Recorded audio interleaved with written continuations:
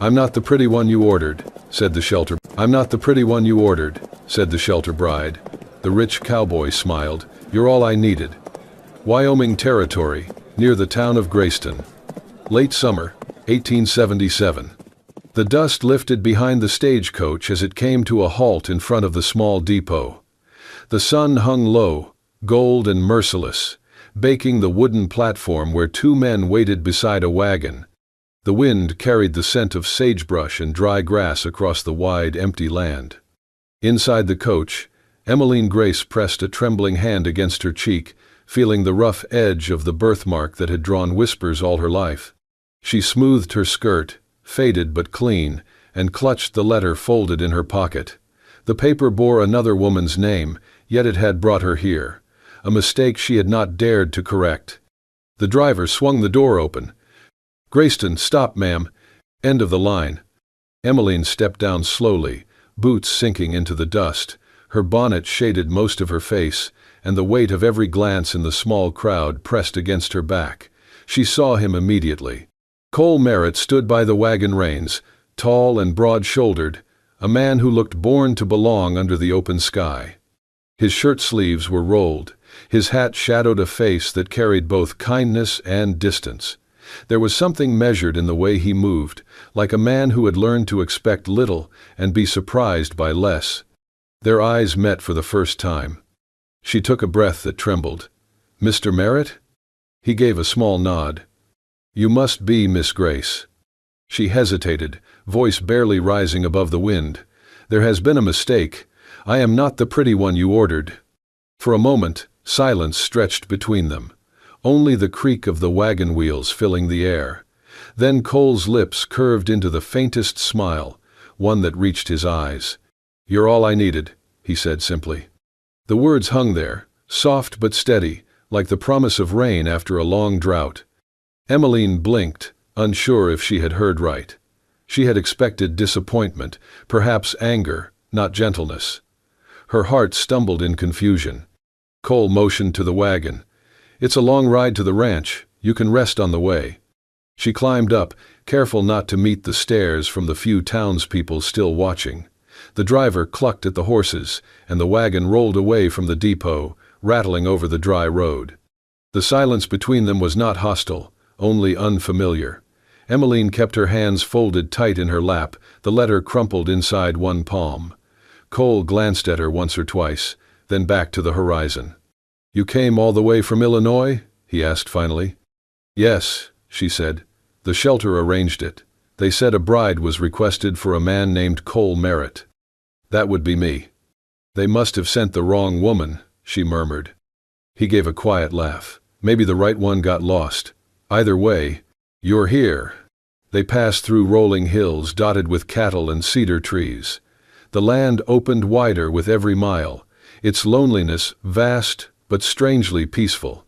The sun softened into evening, painting the fields in honeyed light.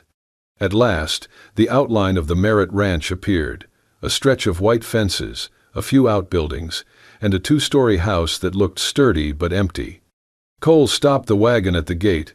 "It isn't much, but it stands," he said. Emmeline looked at the land. "It looks like it belongs to someone who works hard." He tilted his head slightly, almost amused. "That's fair enough." He helped her down, his hand rough but careful. The warmth of his palm startled her more than the touch itself. "I can find my way from here," she said softly, unsure of where she belonged in this vast place. "I reckon you'll find it soon enough," he replied. "You're safe here, Miss Grace. That's what matters." The sun sank behind the hills, casting long shadows across the yard. The air grew cooler, quieter. For the first time in years, someone had spoken to her without pity or judgment. Emmeline turned toward the porch, her heart caught between fear and an unfamiliar flicker of hope. Behind her, Cole watched silently, hands resting on the reins, eyes following the small figure who had just changed everything. The Merritt Ranch stretched wide and quiet beneath the pale morning sky. The land rippled in soft folds, golden with grass and dappled by slow-moving clouds. The house stood at its heart, 2 stories of weathered timber and sun-faded paint, its shutters slightly crooked from years of wind. It looked strong, but lonely. A house built to endure, not to welcome. There had been no ceremony, no preacher's voice cutting the air, no ring slipped onto her hand. Just ink on paper at the town hall, the clerk's half-hearted nod, and the words, "That's enough for the law." Emmeline had nodded too, lips pressed into a line, her heart too full of questions to ask any of them. Yet when she stepped into the house, her boots silent on the worn floorboards, she felt not like a wife crossing a threshold, but like a stranger trespassing. It smelled of pine and old smoke and something faintly metallic, like years of silence rusting in the corners. Everything was neatly placed, as though someone lived here without ever settling in. A single coat hung by the door. A pair of boots rested beneath it, perfectly aligned. The fire in the hearth crackled low, feeding slowly on dry cedar. In the kitchen, Mrs. Marla met her with a look that cut through her borrowed composure. She was tall and straight-backed, her gray hair pinned into a knot so tight it seemed to pull at the corners of her mouth. Her voice was not unkind, but it carried no warmth. After one long glance, she leaned toward the younger maid beside her and muttered, "She's not like the kind he used to bring around." From outside the window, Emmeline heard the muffled voice of the stable hand, Gabe. "That's the one he married?" he said, disbelief thick in his tone. "Doesn't seem his choice." The words stuck to her skin like dust. She walked through the house and felt them trail behind her, unseen but heavy. She tried, quietly and without drawing attention, to help. In the kitchen, she rolled up her sleeves and offered to peel potatoes. Mrs. Marla only shook her head. "This stove's temperamental, you'll just burn your hands." When Emmeline took a broom out to the porch, Gabe intercepted her before she'd made it to the steps. "Best not," he said, with a polite shrug. "The boss wouldn't want you roughing up your fingers." She wasn't dismissed, she was simply not needed. By evening, she felt more ghost than guest. No one was cruel, but no one invited her in. She ate alone in the corner of the kitchen, said little, and listened to the quiet that pressed in from every wall. Cole said almost nothing. He left early each morning, returning late with the scent of horses and dust clinging to his sleeves. He did not introduce her, did not defend her, but neither did he demand anything.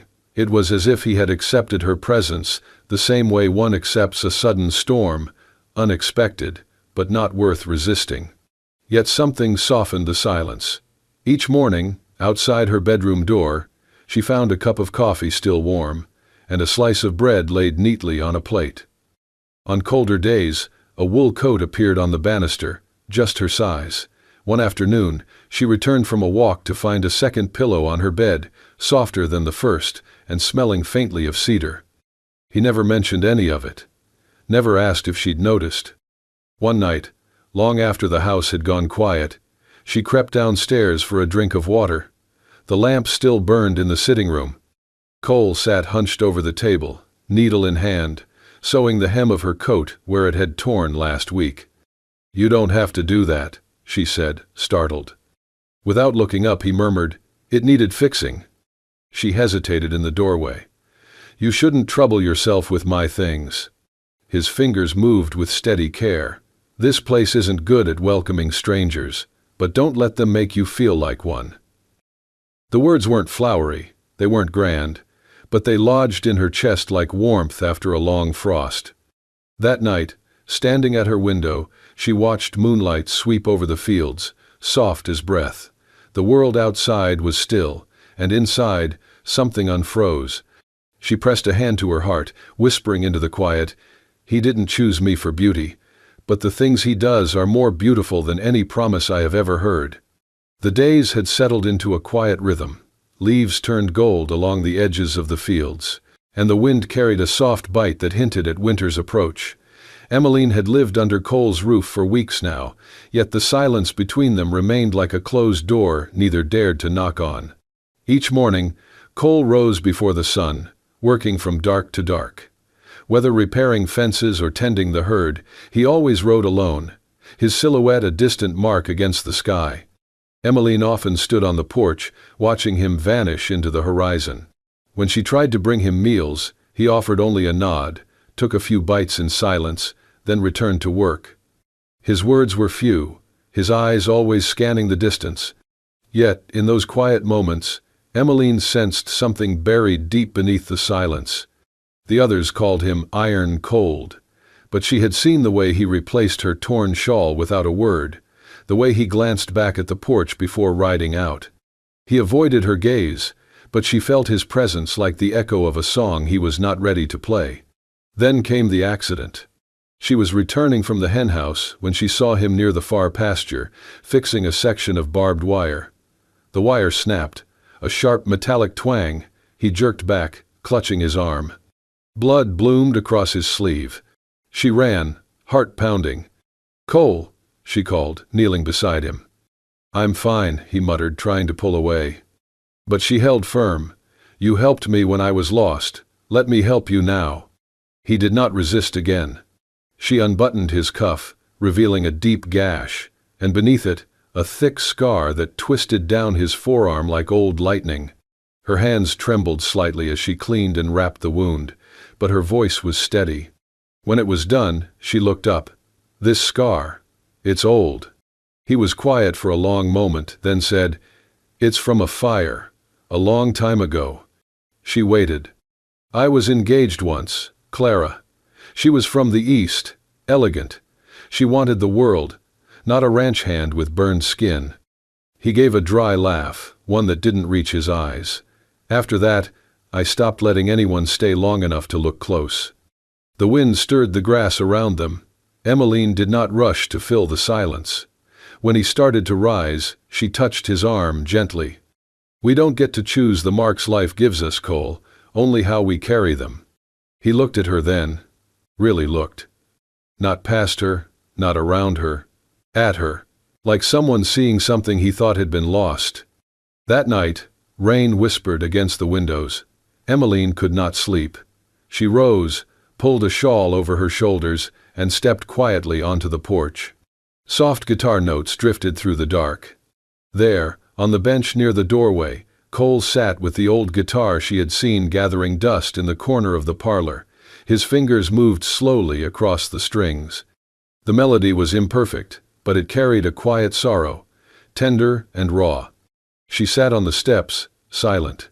The firelight behind the window caught his face in amber and shadow. His scarred hand moved without hesitation now. No masks, no distance. The music did not ask for anything. It simply offered itself. The next morning, as Emmeline dressed, she noticed something different. A new door, narrow and freshly built, had been added to her room, leading to the porch. Morning light spilled through the glass. Later, Cole passed her in the hall. He paused, then said simply, "Morning light's kind out here. Thought you might like it." He did not wait for a reply. She sat by the window that evening, a small journal open in her lap. In it, she wrote one quiet line. "He carries his pain like a quiet song. And maybe I was sent here to listen." What she did not know was that from across the hall, through the narrow crack of his door, Cole had seen her writing. And for the first time since she arrived, a smile touched his face. Not wide, not loud, but real. The wind was dry that day, carrying dust across the hills and rattling the empty feed buckets hanging by the barn. Emmeline was out by the garden patch, pulling weeds from between the stalks of autumn vegetables. She wore one of the simpler dresses Marla had let her keep, sleeves rolled, hair tied in a ribbon. Cole had left on her door one morning without a word. The air was still until it wasn't. The sound of hooves broke the quiet, not fast, but deliberate, measured. Emmeline straightened, brushing dirt from her hands, and turned toward the path leading up from the main road. A rider was approaching, not a courier, not a neighbor. A man in a dark coat and high boots, with sharp eyes and a thin smile. His horse was lathered from travel. He dismounted without a word. Cole stepped out from the barn, wiping his hands with a rag. He moved with the same calm as always, but Emmeline saw the subtle shift in his shoulders. The stranger looked straight at her. "Miss Emmeline Grace," he said with the smoothness of someone used to getting what he wanted. Took me a good long ride to find you." She took a step back. "I am Luther Kane," he continued. "Your late guardian appointed me your legal overseer, seeing as how you were registered under his name. I have papers to prove it. You were promised as payment to a man in Missouri, which means you don't have the right to marry without my consent." The words hit like cold iron. Emmeline felt the world tilt. All the weeks of quiet, of healing, of beginning to believe she might belong somewhere, began to crack beneath her feet. "I'm not property," she whispered, her voice trembling. The man smirked. "Contracts say otherwise. I've come to collect." She stepped back again, panic rising in her chest. She saw Marla watching from the kitchen window. One of the stable boys had frozen mid-step near the well. "And Cole?" Cole folded the rag slowly, placed it on a fence post, and walked toward them. He did not raise his voice. He did not ask questions. He simply stood between her and the man, his eyes cold as stone. "You've got 2 minutes to ride off this land," he said, every word sharp and deliberate. "Or I'll make sure you don't ride again." Luther laughed once, short and dry. "She's mine by law." "No," Cole said, "she isn't." Luther opened his mouth again, but something in Cole's expression stopped him. The silence stretched long. Then Luther turned, spat in the dirt, and climbed back onto his horse. He didn't say another word. The hooves pounded away, disappearing over the ridge. Emmeline realized she had been holding her breath. Cole turned back to her. "You all right?" She nodded slowly, but her hands still trembled. He didn't touch her. He didn't offer comfort in words. But he stood there, between her and the path, until the dust settled. That night, Emmeline sat by the fire, knees drawn close. She stared into the flames. "He knew where I came from," she said quietly. "He knew everything." Cole sat in the chair across from her, hands folded. "Then we'll change what they know." She looked at him. "You didn't even ask if it was true." He met her eyes. "Didn't need to." And that, somehow, meant more than any vow could. The past had tried to reach for her, but someone had stood in the way. The days grew longer as late autumn warmed the air just enough to coax green from the edges of the hills. The porch boards creaked under Emmeline's steps as she moved barefoot across them, a small trowel in one hand, a bundle of wildflower roots in the other. She had asked no one had told her she could, but one morning, when the wind felt less cold and the sky less heavy, she began to dig. Yellow prairie daisies, blue flax, and tiny white blossoms took root in the soil just outside the porch rail. She watered them with the leftover pail from washing clothes, humming softly to herself as she worked. Later that week, she found the guitar in the storage shed. It sat behind a broken chair and a wheel that no longer matched any wagon. Dust coated its body. One of the strings had snapped, and another was rusted, but she carried it inside with both hands, like it was something sacred. In the evening light, she cleaned it slowly. She polished the wood until it gleamed faintly, and replaced the broken strings with the spares she had found in a small wooden drawer nearby. It smelled faintly of smoke and cedar, and she wondered who had played it last. That night after dinner, she brought the guitar out to the porch and strummed a few uncertain chords. The sound was a little off, but not broken. She adjusted it, tried again, and a soft melody filled the quiet around the house. Cole did not come out to listen, but the lamp in his room stayed lit a long while. By the end of the week, she had sewn new curtains and hung them in the kitchen window. She found an old oil lantern in the attic and placed it on the sill, lighting it each evening as the sun sank behind the ridge. For the first time since she arrived, she did not feel like a visitor. She did not feel like a mistake delivered by train. She felt like a stitch in the fabric of the house, like someone who might belong. She no longer looked in the mirror and saw someone temporary.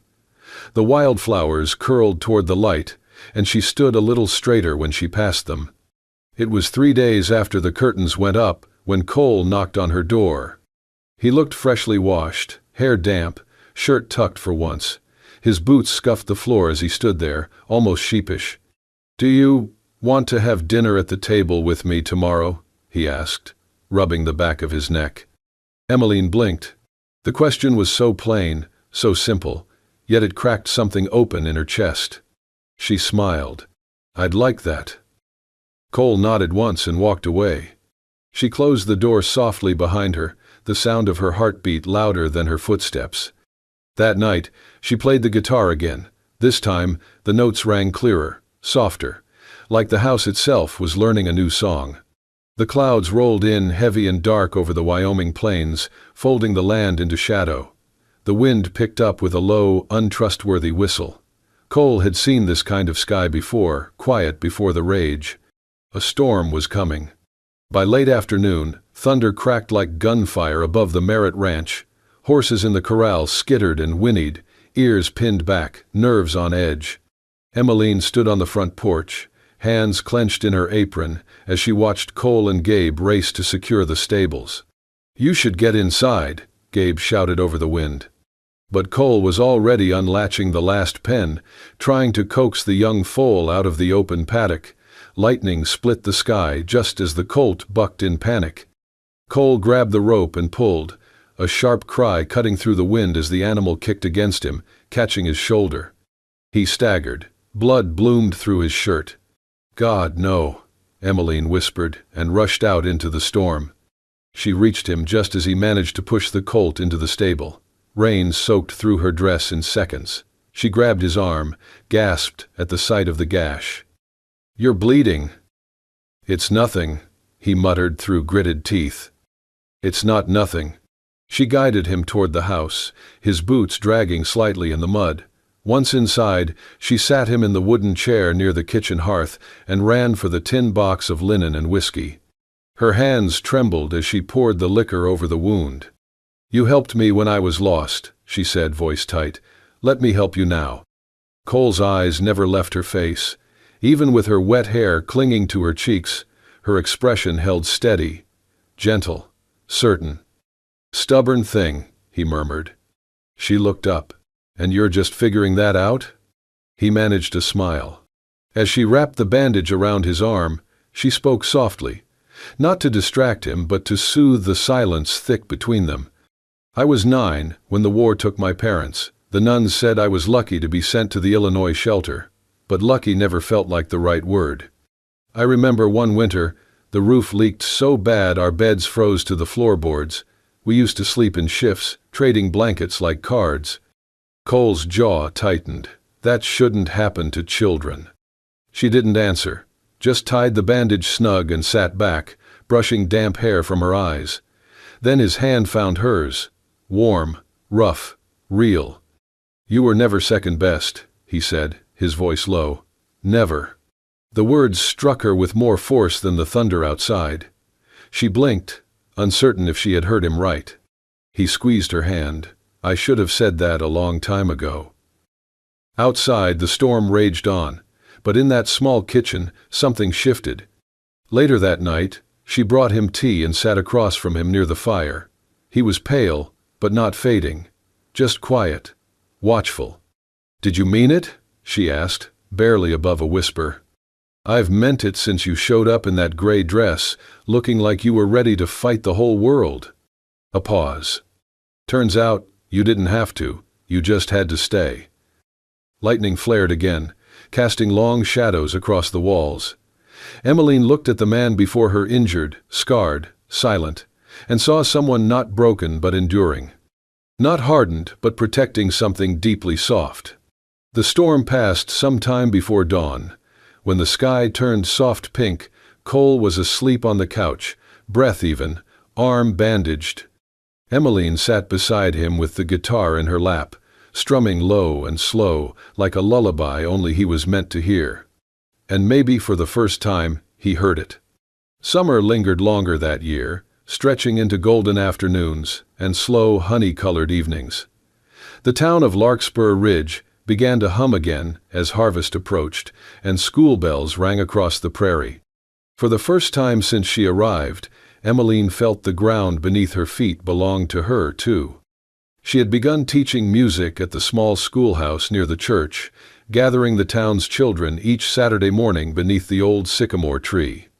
They sang old folk tunes and learned steps to reels and jigs, their laughter carrying past the fences and into the dusty main road. Cole watched sometimes from a distance, leaning against a post, pretending to check his boots. He never came too close, but Emmeline could feel his eyes like sunlight on her skin. One morning, after the last song faded into the air, the preacher's wife approached Emmeline with a smile. "You've brought something back to this town, dear. Something we didn't even know we were missing." Emmeline blushed and tucked a loose strand of hair behind her ear. "Just trying to keep them out of trouble." Later that week, Cole came in from the fields early, his hat dusty, shirt clinging with sweat. He stood in the doorway of the kitchen, looked at her with an expression halfway between nervous and determined. "I was thinking," he said slowly, "maybe it's time we had folks over."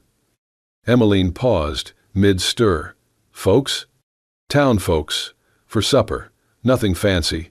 Just some food, music, something different." She stared at him. "You want to host a dinner?" He scratched his neck. "You said this place felt too quiet. Thought maybe it's time to change that." She smiled. "All right, let's do it." They spent 3 days preparing. Emmeline baked until dawn, with help from Mrs. Marla and 2 neighbor girls. Cole strung lanterns along the porch beams, sanded the old picnic tables, and even swept the path to the barn twice over. When the evening came, the sun had just begun to sink. Wagons pulled up the long drive. People stepped down in Sunday clothes, carrying casseroles and jars of preserves. Children ran ahead with ribbons in their hair. The air smelled of biscuits, sweetgrass, and cedar smoke. What surprised everyone was not just the gathering itself, but who stood at the center of it. It was Emmeline who greeted each guest, who arranged the food, who invited the children to sing around before supper. She moved through the crowd with quiet grace, her laughter easy, her face lit by more than the lanterns. "She's the one running this place now," someone whispered. Cole barely spoke that evening, except to refill drinks or lift a tray. But his eyes never left Emmeline. As the stars came out and the tables were scraped clean, Cole stepped forward and cleared his throat. Silence settled. Crickets chirped. "I didn't get the bride I asked for," he began, voice low but steady. "I got something better. I got her." Gasps and quiet murmurs rippled through the crowd. He turned to Emmeline, reaching into his pocket. In his hand was a simple gold ring, worn and old, his mother's. He stepped closer. "You came here by mistake, but staying that was your choice, and the best damn thing that ever happened to me." He took her hand. "I know this ain't how most stories start, and I know I'm not the easiest man to love, but I'd spend the rest of my life trying to be the man you deserve." He dropped to one knee. "Will you marry me, Emmeline Grace, proper this time?" For a moment, the world stood still. Then Emmeline nodded, tears catching the light. "Yes," she whispered, "yes." The crowd erupted, children clapped, someone cried, and Mrs. Marla wiped her nose on her sleeve with a sniff. Cole rose, slipped the ring onto her finger, and pulled her gently into his arms. No vows yet, no preacher. But under the rafters of the porch and the open sky, something sacred had already been spoken. The wedding was not held in a church or beneath crystal chandeliers. It took place in a clearing behind the house, where the tall grass bowed with the wind, and the sun stretched long shadows across the hills. Emmeline had planted a small arch there weeks ago with wild wisteria cuttings, coaxing the vines to climb. Now purple blooms twisted above their heads, swaying gently with the breeze. There were no pews, only hay bales, draped with patchwork quilts. No violin or organ, only the distant chirping of meadowlarks. And instead of a gown, Emmeline wore a soft blue cotton dress, the same one she had mended with her own hands. Her hair was braided down her back, a few wisps curling loose in the warm air. Cole stood beside her in a clean white shirt, sleeves rolled to his elbows, the same boots he wore to mend fences. He held no bouquet, no scroll of vows, only her hand, calloused and warm in his. The townspeople gathered quietly, their smiles soft, their voices hushed. A preacher from 2 towns over read a short blessing, but the words that mattered came after. Cole turned to her, voice steady. I don't have fancy promises. Just this one, to stand beside you, rain or shine, till the breath leaves me. Emmeline looked up at him, her eyes wet but shining. I came here by mistake. But I stayed because I found something true. You never asked me to change. So I promise I'll stay just like this, honest, messy, and yours. The preacher nodded, and that was enough. They kissed gently, surrounded by open sky and the scent of wildflowers. No one clapped. It didn't feel like that kind of moment. It felt like something the earth itself wanted to hold still for. Later, after the guests had gone and the lanterns flickered out, Emmeline stood alone in the quiet bedroom. She faced the mirror. For a long time she simply looked. The birthmark on her cheek was still there. So were the soft lines from years of work and wind. But her eyes didn't flinch away. For the first time she saw not a girl who was chosen by accident, but a woman who had chosen her place. Behind her, the floor creaked gently. Cole's reflection joined hers. He slipped his arms around her waist, resting his chin lightly on her shoulder. You still think I got the wrong bride? He murmured. She smiled, blinking once. No, I think we got exactly what we needed. He kissed her temple, then whispered against her hair. You were all I ever needed. Outside, the prairie stretched wide and golden beneath the stars. Inside, nothing more was said. Nothing needed to be. If this story touched your heart even half as much as Emmeline touched Cole's, don't forget to hit that hype button and show it some love. And if you're yearning for more dusty trails, quiet cowboys, and love that grows like wildflowers, subscribe to Wild West Love Stories. There's a whole prairie of tales waiting for you out here. See you at the next sunset.